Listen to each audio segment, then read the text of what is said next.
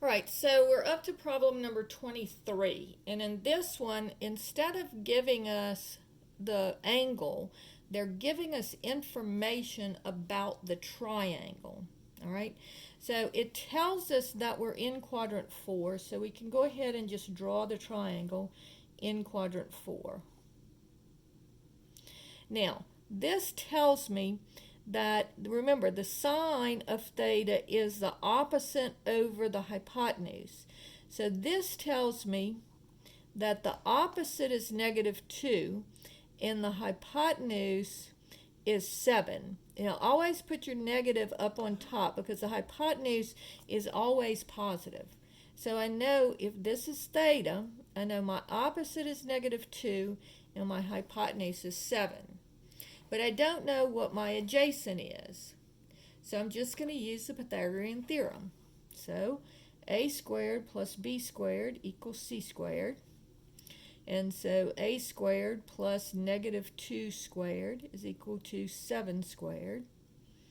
A squared is plus, and this would be -2 times -2 is +4. So notice these numbers always come out to be positive. And then 7 squared is 49. All right, subtract the 4. And I have a squared is equal to 45. So I take the square root of 45. And I'll have a is equal to plus or minus. And let's simplify the square root of 45. So remember, when we're simplifying radicals, we're looking for 4, 9, and 25. Well, 4 won't go into 45, but 9 does. So this comes out to be the square root of 9 times the square root of 5. And then the square root of 9 is 3. So I'm left with 3 times the square root of 5. Now, I have to choose whether it's plus or minus. So looking at my x-axis here, I'm going in the positive x direction. So this would be 3 times the square root of 5. All right? And so now, finding all my trig functions, the sine of theta is going to be -2/7, which we already knew. They told us that. The cosine of theta is going to be adjacent over hypotenuse, 3 times the square root of 5 over 7.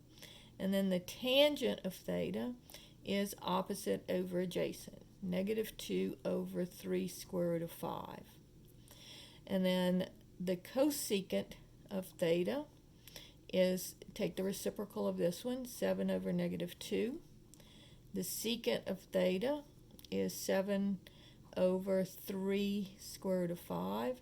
And the cotangent of theta is 3 square root of 5 over -2. So just take the reciprocal for the other three functions. All right, so that is question 23.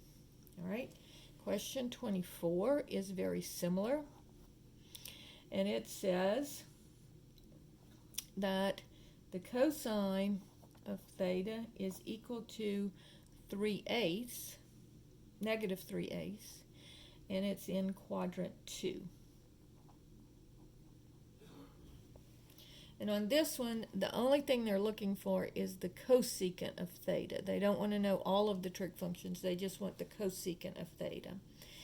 So again, we're just going to draw it. They tell us it's in quadrant 2. And then I know that this is, cosine is adjacent over hypotenuse. So that tells me that my adjacent is -3 and my hypotenuse is 8.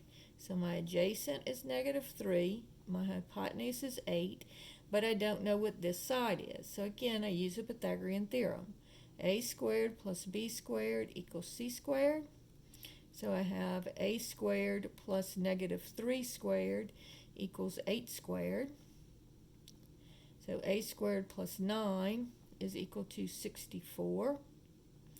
And so a squared is equal to, subtracting the 9 from both sides, 55. And then take the square root, and this one cannot be simplified. All right, so this would be the square root of 55. And then I have to determine, is it plus or minus? All right, so let's look at it. So I'm going over in the negative x direction, but I'm going up in the y direction. And so so this would be positive. So the sine of theta here would be square root of 55 over 8. So the cosecant of theta would be 8 over the square root of 55. All right, so one more left. Problem 25. And this one is the same thing, except for they give it to us a little bit differently. They give it to us as a point. 6 comma negative 8 is on the terminal side of the angle. So all I'm going to do is I'm going to go over 6 and down 8. So 1, 2, 3, 4, 5, 6. 1, 2, 3, 4, 5, 6, 7, 8. And here is my point. Now when I draw my triangle, remember I always go to the x-axis. So now, how far over did I go? 6. And how far down did I go? 8. So that gives me my two sides of my triangle. And again, I use the Pythagorean theorem. So a squared plus b squared equals c squared, but in this case I'm looking for the hypotenuse. So 6 squared plus negative 8 squared is equal to c squared. So that's 36 plus, and again remember negative times negative is positive, so these will always be positive numbers. So it's 64 equals c squared. And so that gives me 100 is equal to c squared, taking the square root of both sides, and again it would be plus or minus. It will be 10 is equal to c, and this is the hypotenuse, so it's always going to be positive. So this would be 10. All right? And so now they want to know the trig functions. So what is the sine of theta? Well, it's the opposite over the hypotenuse. So it would be negative 8/10. You do need to reduce your fractions. They both are divisible by 2, so this would be negative 4/5. What is the cosine of theta? Adjacent over hypotenuse. So that would be 6 over 10. And so, again, reducing that would be 3/5. And then the tangent of theta would be opposite over adjacent. So that would be negative 8 over 6. And again, they're both divisible by 2, so negative 4/3. And then finally, let's just do the flipping. The cosecant of theta is the reciprocal of the sine, 5 over negative 4. The secant of theta is equal to the reciprocal of the cosine, so 5 over 3. And the cotangent of theta is the reciprocal of the tangent, so that would be 3 over negative 4.